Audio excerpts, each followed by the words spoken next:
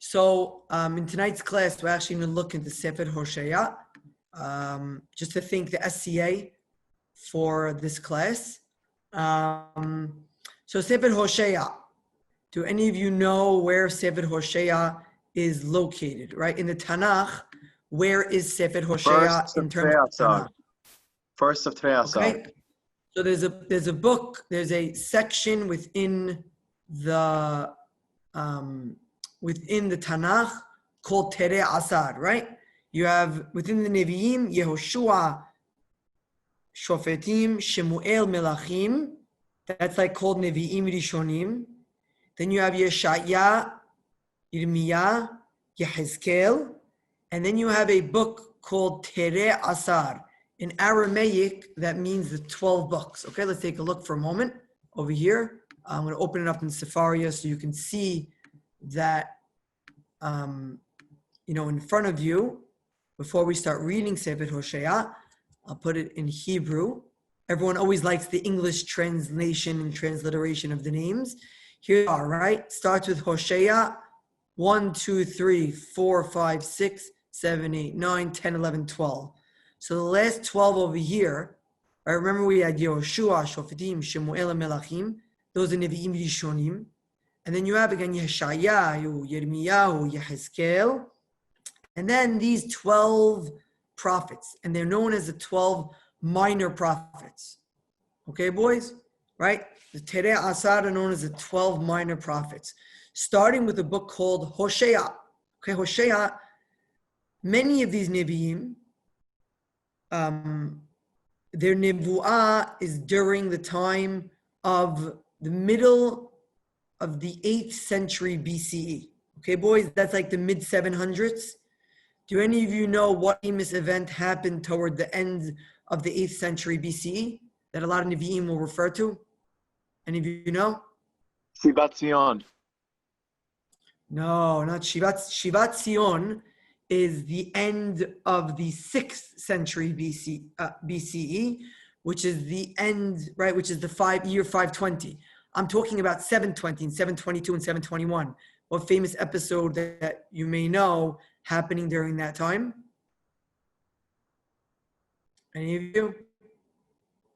No? Jewish history classes? Any of you know what happened in 722 BCE, 722, 721? Galut Yisrael, right? The exile of the northern tribes. Come on, boys, you learned Melachim this year. The Galut Shomeron by Ashur, Assyria. Yes, Moshe, you wanted to say something? Yeah, we learned that this year. Right? Sefer Melachim, and Hamoreh would not be, pleased so much right now, but it's okay. In Sefer Melachim, which I'll bring here in front of you, right? In Sefer Melachim, we have in Sefer Melachim the Galut, the exile of Shomeron. That's right before the Assyrian Empire comes to try and attack Yehuda, Judah. We have right before that, look at this pasuk, Vayilkedua mikse shel shanim b'shashes leChizkiah hishenat tesha leHoshe'a melech Yisrael nilkeda Shomeron. In the 9th year of Hoshe'a, interestingly enough, a different Hoshe'a than what we're going to read about. This is the King Hoshe'a. In the 9th year of the King Hoshe'a, and I always believe that charts help. If you can all turn your attention now to the chart that I'm sharing, this can really help you tremendously. This is the Herzog Melachim Bet booklet, which gives you the list of the kings. I'm not sure if I had this, Michael, when I taught your class, Sefer Melachim. But this is a fantastic resource. It actually lists the kings in order, right? On the right side in the blue, the kings of Yehuda. On the left side, the kings of Yisrael. And as you see, and as we're going to see in a moment, the last king within Yisrael, his name is Hoshe'a. Different than the Hoshe'a that's our Navi. This is Hoshe'a, right? As the pasuk says over here, this is Hoshe'a Melech Yisrael, a different Hoshe'a, Ben Elah. And Melech Ashur, Vayegel Melech Ashur, Israel Ashura, he deports them, exiles them to Ashur, Vayanhem Bahlah, Ubhabor, Nehar, Gozan, Ve'are Madai. And he brings them into Assyria. Why? Al asher lo shame'u beqol Adonai Eloheim vayavru berito et kol asher tziva Moshe eved Adonai velo shame'u velo asu. Again, very important to have the backdrop of Sefer Melachim, because as you open Sefer Hoshe'a, the first pasuk is crucial, right? When I read the first pasuk today, I needed a little bit of a recap to remind me of what we were talking about, because it lists a number of kings, right? Devar Adonai asher haya el Hoshe'a ben Beeri b'mei Uziyahu Yotam Ahaz Yehizkiah melchei Yehuda u'b'mei Yarovam ben Yoash melech Israel. So I need a little bit of a reminder. Boys, do any of you know during what time period Uziyahu, Yotam, Ahaz, Yehizkiah are kings? Anyone know around the time period they are? We learned about them. Well, they were in the first Bet HaMikdash in Melachim Bet. So Yarovam was the very bad king. Yotam, I think, was the one who they killed him, like while he was king. Was that him? I don't remember. So there are actually two different Yarovams.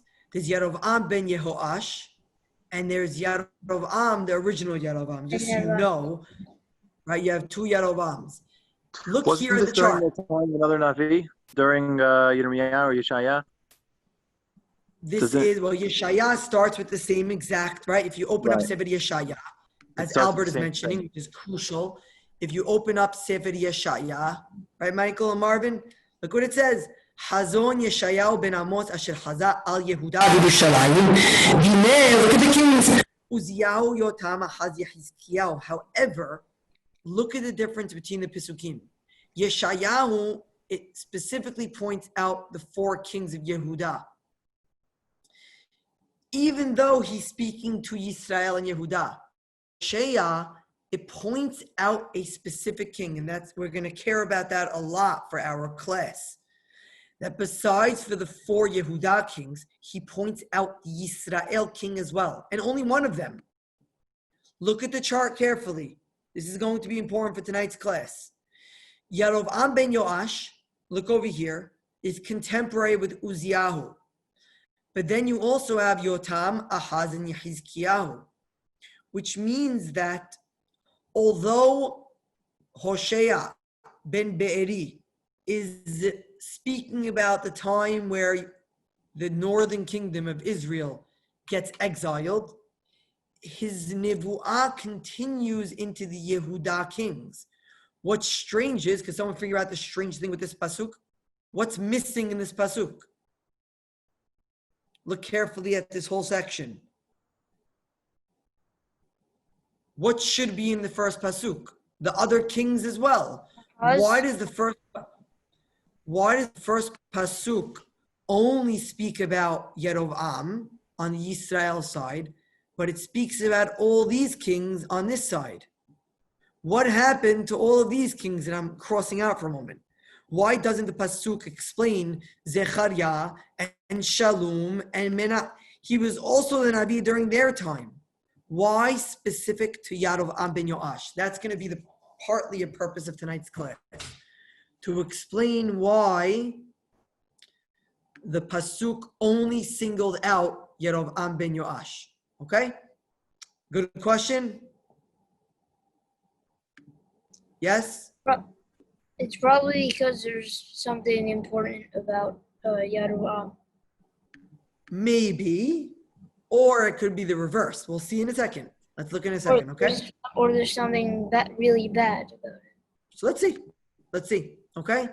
תחילתי ברדוני בהושע ויאמר אדוני אל הושע לך קח לך אשת זנונים וילדי זנונים כי זנות יזנה הארץ מאחרי אדוני, וילך ויקח את גומר בת דיבליים, ותר ותלד לו בן. Read the English, read the Hebrew, and ask your question, boys. Ask the question that all the Mefarshim ask here. Look at the screen and ask your question. Look at the English, ask your question. Why would God ask Hosea Means to do for a that? son. Why would Hosea ask God? Why would God ask Hosea to do that? Good. Marvin, what was your question? I was saying that she convinced him for a son. Maybe why was she allowed it? Well, look, number one is, why is he allowed? Okay. Why is Hoshe'a, and Ricky, as you're just joining, why is Hoshe'a, we're talking about the Navi Hoshe'a ben Be'eri, and his first nevu'ah is go marry a harlot, a whore, a zonah. Go marry an isha zonah, because the land has become full of zonim, and have babies with her. Now, here's the question that the Mefarshim ask. Why in the world would God instruct Hoshe'a to marry an isha zonah? And here is where Ibn Ezra's Perush is crucial. Crucial, again, when you're reading Pesukim, it's important to have the mindset of Baradi Hachamim when reading Pesukim. And we're going to open up Ibn Ezra right now and read a very important Ibn Ezra.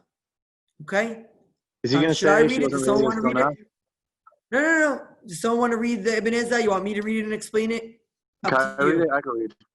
Sure. תחילה דבר אדוני בהושע, ויאמר אדוני בני לא מרה פי השם חלילה חלילה, רק הושע בן ברי. Stop there. 1 second. This is not it. Someone's phone's ringing. Here it is. Halila. Here it is. Ne'um Avraham Mechaber. Oh, אברהם מחבר. חלילה חלילה שיצווה השם לקחת אשת זנונים ולהוליד ילידי זנונים. Cool. 1 second, Albert. In Dikduk, whenever you have a Sheva in the beginning, in the second letter, the Vav can't be Ve. It becomes Ul Holy. That's the rule of Dikduk. ולהוליד ילידי זנונים, והאומר דין לעבד להיות כרבו.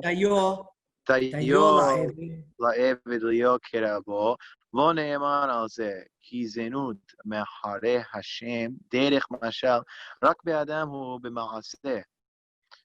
Stop there. Meaning, this is just a mashal. That's what I said. But what does that mean? It's a mashal. Is this a mashal? He says, no, it's not about mashal. Looks like that's what he's saying.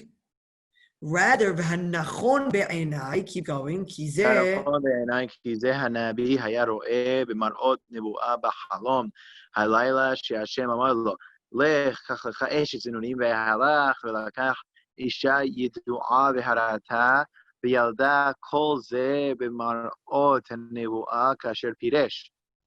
אם יהיה נביאכם... Stop there. Okay? Ibn Ezra is very clear that this is b'marot nevuah in a halom. Tehillah diber Adonai beHoshe'a indicates nevuah. Yeah. Now we'll deal with in a second. It doesn't use the word nevuah here or halom, but he says that something that is not logical like this. God to tell a Navi to marry an Isha Zonah can't be. And if it can't be, then it can't be. Because we couldn't interpret it differently. One second, Moshe. Listen for a moment. We can interpret it differently. This is Nevu'ah. We're talking about a Navi. Tehillah diber Adonai. God is speaking to him. And in this dream, he is doing something that's symbolic. And he's marrying an Isha Zonah. gives birth to a son, and we'll see the son has a symbolic name. There's a lot of symbolism over here. Now, why is this not difficult? What other examples in the Tanakh? Moshe, hold on. What other examples in the Tanakh do we have where things are done in a halom and they actually impact reality? Yes, Moshe. You have an example? Yaakov fighting with the angel. Very good. It says that he walked away limping. Very good.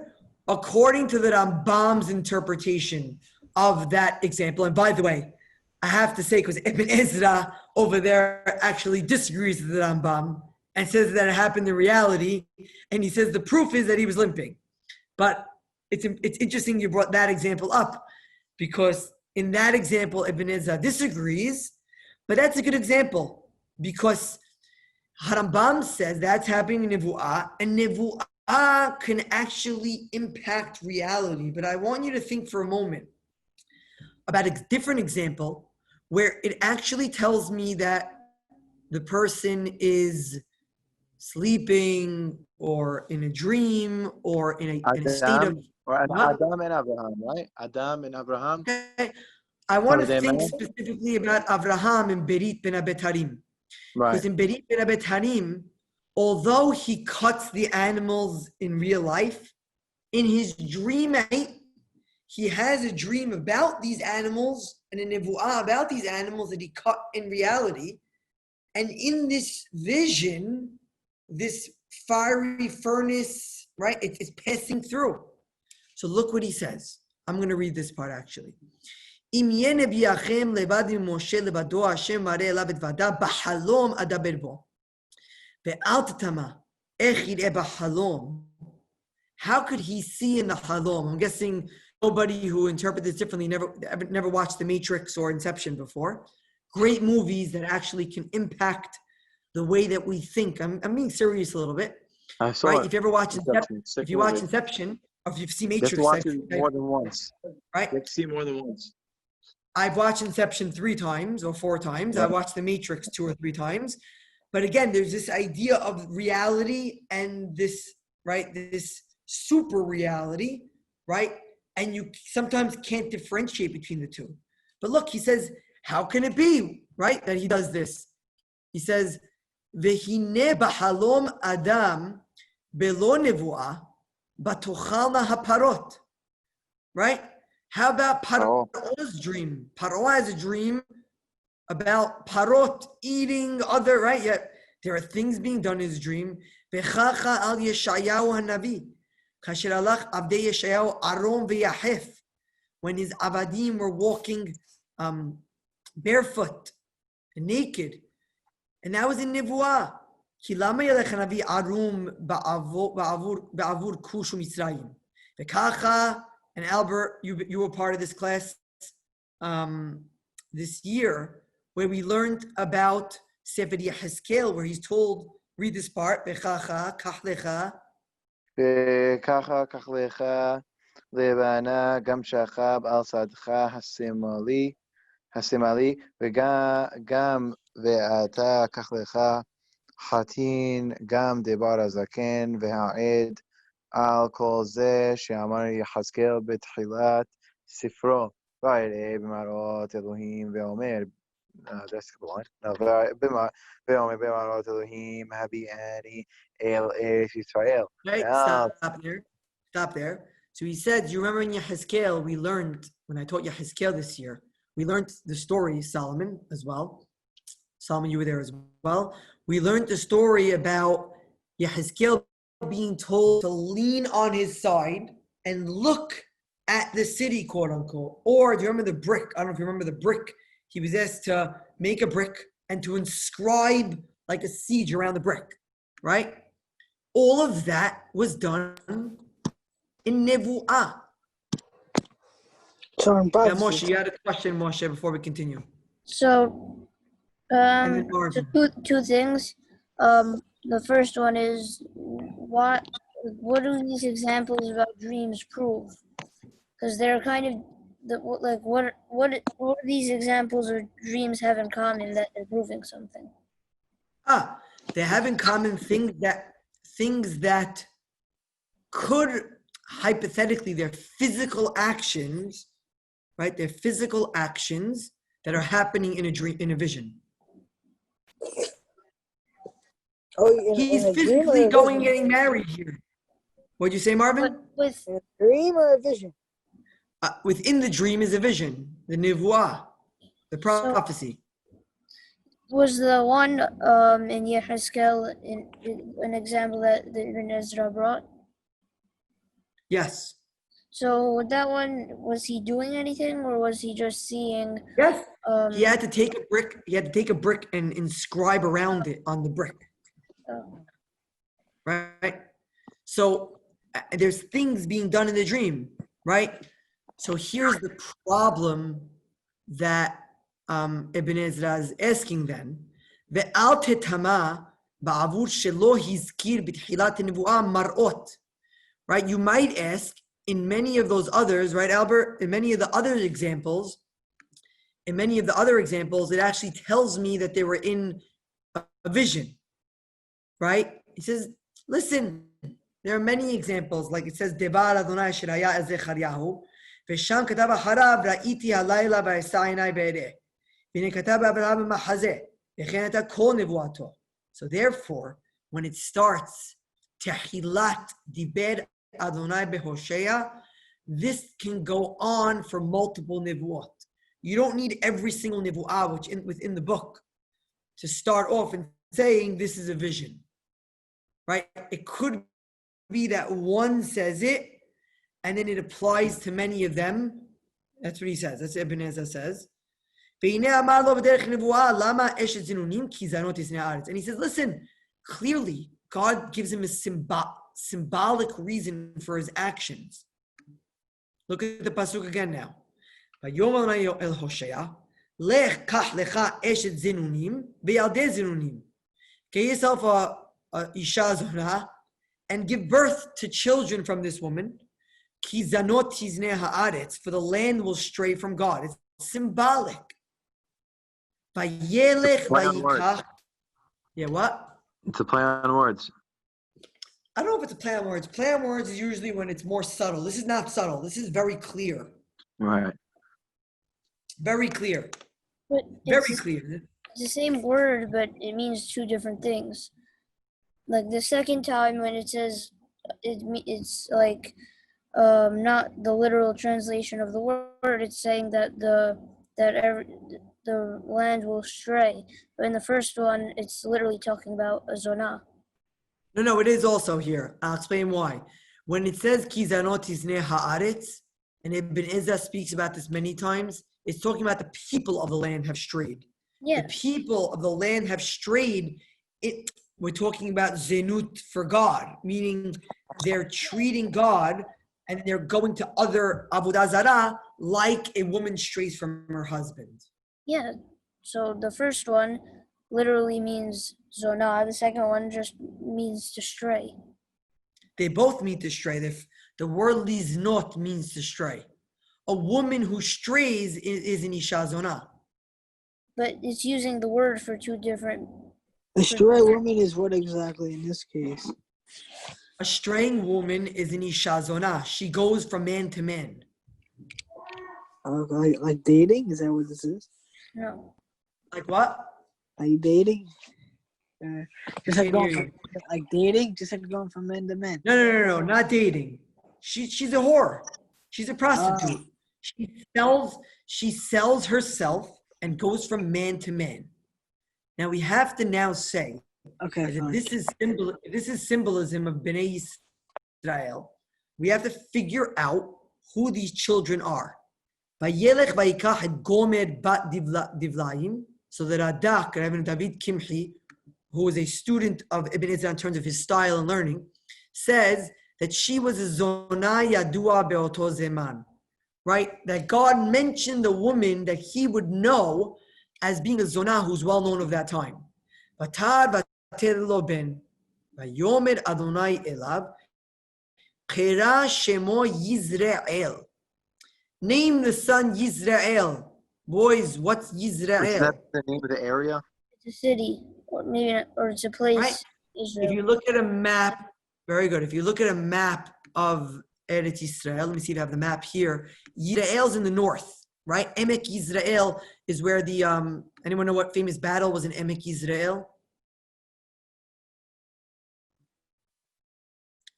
Anybody know? Famous battle in Emek Yisrael? The Battle of Devorah. It's in the north. So here you have Shomeron. This is the Israel area, right? And as you see here, this is the Galut, right? The green is taking them out into these cities. And this other color, I don't know what that is. It's not gray. Is bringing in the Ashurim into Shomron, which are known as who? Boys? Eventually known as? The Kutim. Shomronim, more specifically, right? The Shomronim, okay? The Shomronim, they come from Yisrael. So why call this child Yisrael? Okay, who wants to read this book? Ezra, Ricky, Michael, Marvin, Moshe. I'll read. Chavod, Michael, read. ויאמר אדוני אליו, קרא שמו ישראל, כי עוד מעט ופקדתי את דמי ישראל, את בית יהוא, והשבתתי ממלכות בית ישראל. Okay? Call the child Yisrael, because soon enough I'm going to remember, and that means to punish, the blood of Yisrael on the house of Yehu. There's a lot going on in this pasuk. Let's look at Ibn Ezra. Who's Demei Yisrael? That is the house of Ahav, al bet Yehu, shelo mileh acharei Hashem. Gam Yoahaz beno v'Yoash ben beno, gam ze Yerov'am, gam Zechariah beno, kulam asu hara b'nei Hashem ki chen katuv. Let's look at the chart again of all these kings. And let's look and remember carefully, and I need a little bit of a refresher on this one. So stick with me on this when I explain it, because I needed it as well. So if you look carefully at the chart over here, Yarov'am ben Nevat is the first king here of Malchut Yisrael. He has a son Nadav, who's 2 years he becomes king. But Ba'asha Melech Yisrael wipes out the family of Yarov'am ben Nevat. That was the promise that was made, right? That the family of Yarov'am would be wiped out. Then Ba'asha becomes king, and because of evil, his son Elah rules for 2 years, and the family of Ahav wipes his family out. Rabbi, is the handshaking like as a sign of what over here? The handshaking is a sign of peace between Ahav and Yehoshaphat, the Yehuda king and the Israel king. Now, pay attention here. This is important. Hold on, pay attention here. Ahav then is going to be bad. No, we know.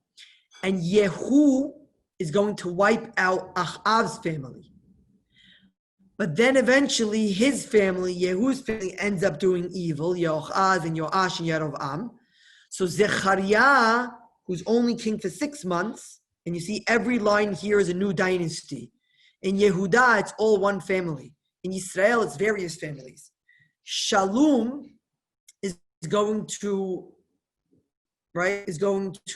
rebel and wipe out Yehu's family. So remember that our prophet, Hoshe'a, is a prophet during the kingdom of Yarov'am ben Yehoash. And now there's a nevu'ah, there's a prophecy that says that I'm going to wipe out et Bet Yehu. Again, Bet Yehu, it includes Yarov'am ben Yoash. Okay, I'm going to wipe out this family. Yarov'am's family, Yarov'am ben Yoash, is going to be gone. Why? Because I'm going to remember and punish them for Demei Yisrael. Look again here. I know it's confusing. Who did Yehu wipe out? Which family? Ahav. Ahav. And Ahav is known as Yisrael. Demei Yisrael, the blood of Yisrael, Achav, trickled down to this next family, which means that they acted in evil ways. So basically it means, and I know some of you are a little overwhelmed with this, listen carefully. Maybe this will be the clincher here. This family ended up acting like this family, and they'll be wiped out too. That's what the pasuk is saying. Because they acted like them eventually, they were supposed to replace them and act better. They didn't, they'll be wiped out as well. That's what this pasuk means. Vehishpati mamlechut bet Yisrael. And eventually I'm going to put an end to the monarchy of the house of Israel. V'haya bayom hahu v'shavarti et cheshet Yisrael be'emek Yisrael. I will break the bow of Israel in the valley of Israel. V'tahar od v'teled bat. And now a daughter was born. What's the difference between a son and a daughter? Thank God this is a boys' class right now. What's the difference here between the son in the imagery and the daughter in the imagery? Let's look carefully back at the chart. And who can help me over here? Which section is going to be the son and which section is going to be the daughter? Who was the son in the imagery? The Yisrael son. Which kings are we talking about? Which king? Achav. Av's family, yeah. Not Achav. We are talking about Achav. We're really talking about Yerovam ben Yoash in a sense. We're talking about this family over here. Who's the bat? Who's the daughter that's going to eventually out and be weak? Shalom. Is that Yehuda?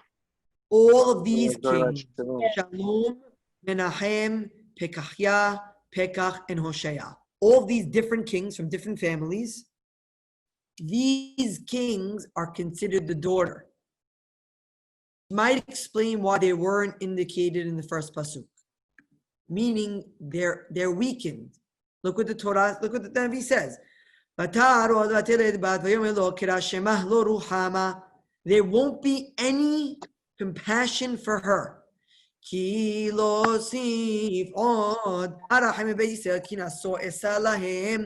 I'm going to lift them out and bring them into exile.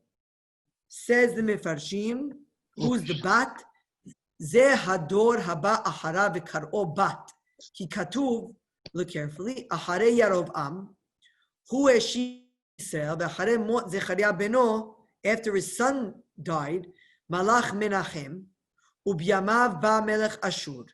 So from the new kingdom over here, this new set of kings, who's going to now come to attack the kingdom of Israel? Ashur. Ashur. So at that point, Bnei Yisrael are weakened. They're very weakened. They're like a bat. They're weakened because Ashur is now going to come and wage all of the siege on them. It's going to lay waste to their land. Ashur is going to come. Right? And that's what Ebenezer says over here. He's king for a month.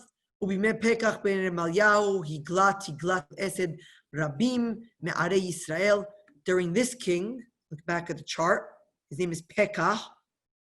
Tiglat Pileser, he exiles a lot of people. Hoshe'a ben Elah nilkeda Shomron. And look what Ebenezer says, Al ken kara ze hador bat. And therefore called the daughter. Uferash lo ruhama ki lo osif od arachem. I will not have compassion for them anymore. So again, listen to the imagery. Very important to have the backdrop of Sefer Melachim, as you noticed. There's no compassion whatsoever for Malchut Yisrael. I'm going to wipe them out because of their sins. Now, I want you to stop for a moment, Moshe, before your question. And boys, I want you to think for a moment. Look at this chart carefully. As you see, in 721 on the right side, you have now you have a few kings of Yehuda left. You have many years left, actually, between the destruction of the northern tribes, the exile of the northern tribes in 721, until The Galut v'Yoyachin, you have over 100 years. So now listen carefully. What could be Hoshea's message during this time? Peace, maybe. What could it be? What could be his message, and who is his message targeted to? Is his message to Yisrael who gets exiled, or is his message to Yehuda who didn't get exiled? Yehuda. Does it say? Wait, because after there's no more Israel, Yehuda is going to be much more weak. Is that what we're talking about? No. Do you remember the story? Maybe you remember it, maybe you don't. There's a story in Sefer Melachim, and we'll end a few Pesukim with this story and with these last three Pesukim in the Perek. The story goes as follows. After Ashur exiles the 10 tribes, in the 14th year of Chizkiah, Sancheriv Melech Ashur comes, and he's attempting also to gain power over the southern, right, portion of Am Yisrael, right? And there's a lot going on there, except that the kings of Yehuda are more righteous, okay? They're more righteous. Chizkiyahu, he rips his clothing. What happens? Miraculously, Am Yisrael, which is now Yehuda, Judea, are saved. Okay? Hashem says that I'm going to save you. Let me find the pasuk here. Vayishlach Yeshayahu ben Amos el Chizkiyahu lemor koman al Yisrael shipalta elai sanachim mechashut shamati. He prays to Hashem, and that prayer is heard, and Yeshaya tells Chizkiah that it's heard. What happens because of that prayer? He balayla, who want to read this fantastic pasuk of this salvation that happened. I'll do it. to I'll do it. How about Marvin? Vayihi. Yep. Good. Vayihi belayla hahu vayiseh malach Adonai hayach במחנה אשור 185,000 וישכימו בבוקר והנה כולם פגרים מתים. Okay? Imagine that night a malach comes and attacks the Mahaneh and kills 185,000 soldiers. And they're all dead. Even more than that, Sancheriv goes back to Nineveh, to the capital city, and he's bowing down to his God. His sons rebel against him, and they kill him, and they run away to Eretz Ararat. Okay? He gets Funny, you have Nineveh and Ararat here from yes. from Noah. Yep. Well, Noach is the Ararat, and Nineveh is the Yonah reference. No, but isn't the city of Nineveh mentioned in Noah? It's mentioned specifically in the story following Noach when it talks about Nimrod. Now, listen carefully to this story. I want you to understand the impact Nevi'im needed to get their message across. You can imagine a Navi trying to get their message across with people that didn't always want to listen. And look what happens, this miraculous event. Look how Hoshe'a talks about this. He says, ואת בית ירוחה ארחם והושעתי אלוהים ולא הושיעם מקשת ובחרב ומלחמה בסוסים ופרשים. He says, I'm not going, remember, the daughter of Hoshe'a in this Nevuah is no compassion. On the other hand, God says, I'm going to bring compassion to Yehuda. And I'm going to save them not with keshet, chereb, milchama, susim, parashim, not with a bow and sword and battle, horses and riders. Now you know the story. How did God save them? Ricky, Michael, how did God save them, Ezra? An angel went and killed 185. Good. Right. Yeah, Good. there you go. There you go. Magifa. So God that attacks saves them. So What? that saves them. God saves them. But that's the pasuk you should know. Lo behayev lo bekoach ki im beruchi. Or the pasuk that we say, Ele barechev ואלה בסוסים. pasusim va'anachnu b'shem nazkir. That's pasuk in Tehillim, chapter 20, Psalm 20. Now look at this. So remember that this is like a side point, but an important side point. Yehuda, I'm going to have compassion on you. Vatigmol et lo ruhama vatar v'teled ben. And after weaning lo ruhama, she conceived and bore a son. So now he has a grandson, quote unquote, from lo ruhama. And what's his name? What's Hoshea's grandson in this prophecy? What's his name? Romney.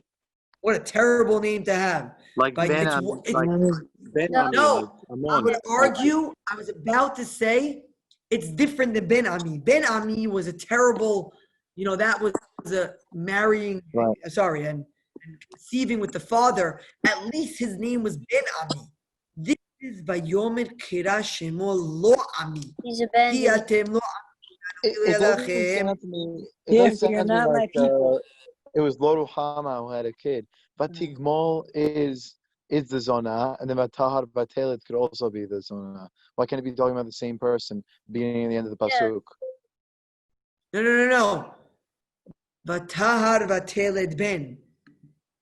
You're saying there's No, another? Let me see. but- You're saying, No, Vatigmol and Vatahar Vatelet should all be from the same person.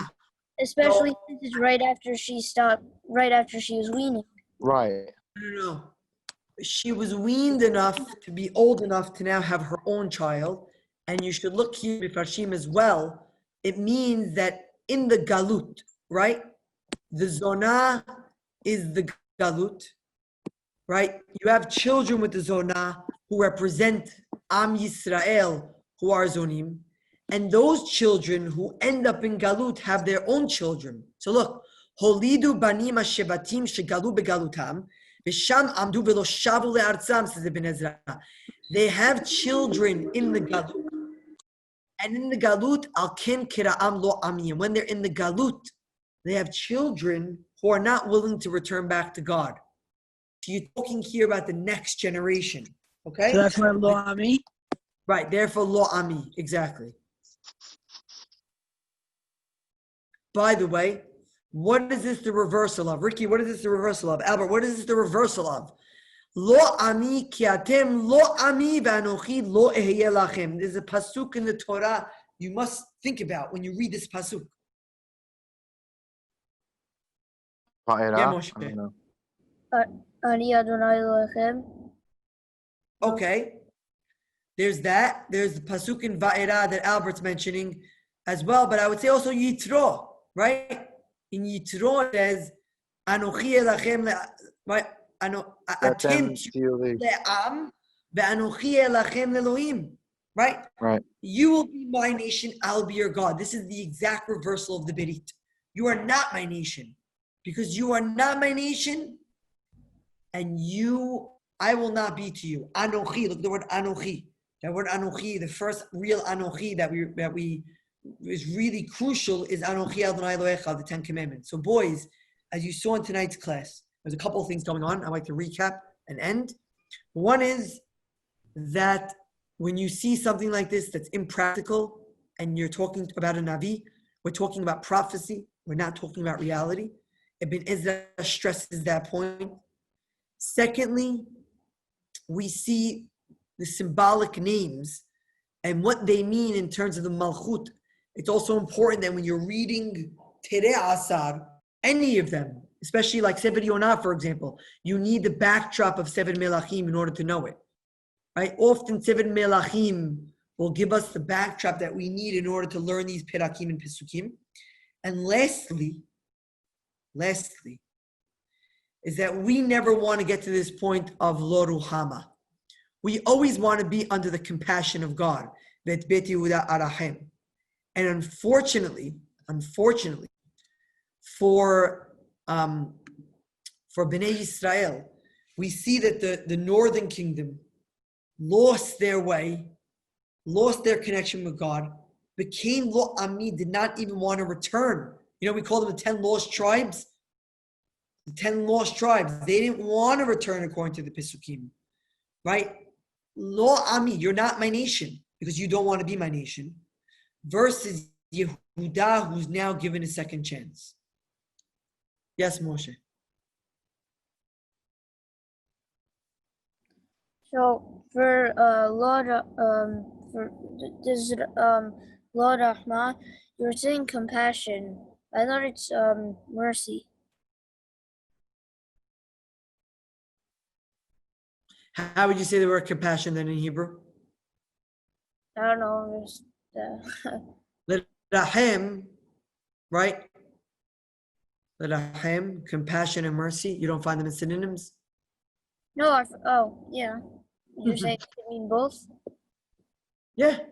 To have compassion of someone, but if you're asking for an exact definition, for the exact word of this word of lerahem, they use the word, even here, the word used here, right? Rahamim, right? To have compassion, to have mercy, are synonyms in that sense, right? Not always does a Hebrew word have an English counterpart word that directly explains the Hebrew word. You understand? Doesn't always have the exact. But over here, again, the key point over here is God saying, I will not have that compassion and mercy on this child. They don't want me. I don't want them. And right now, I'll put my cards on Shevet Yehuda.